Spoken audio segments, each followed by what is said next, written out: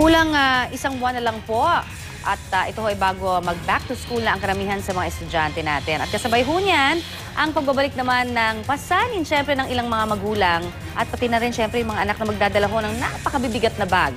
Kung paano may iwasan ang masamang epekto nito, alamin po natin yan sa report ni Isay Reyes. English, Math, Chemistry, Biology, Physics, Araling Panlipunan, Filipino. Sa dami ng mga subjects sa eskwelahan, talagang makukuba ang mga estudyante hindi lamang sa dami ng aralin, kundi maging sa dami ng librong kailangang pasanin araw-araw.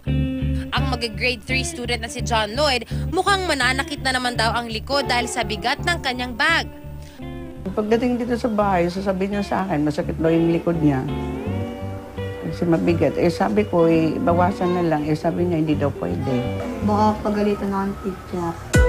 Ang araw-araw na pagdadala ng mabigat na bag ay nakakasama sa back muscles at sa buto.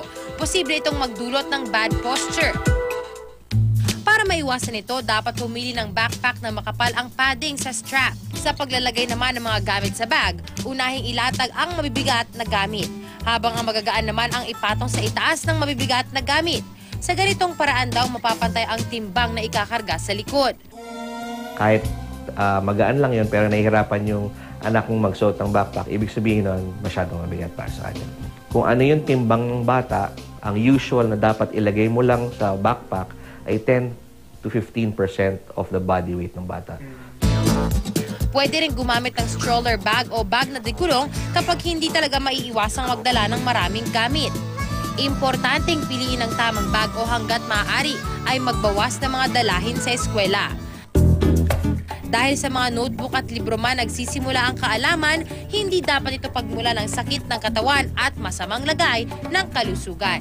Para sa unang balita, Isay Reyes reporting.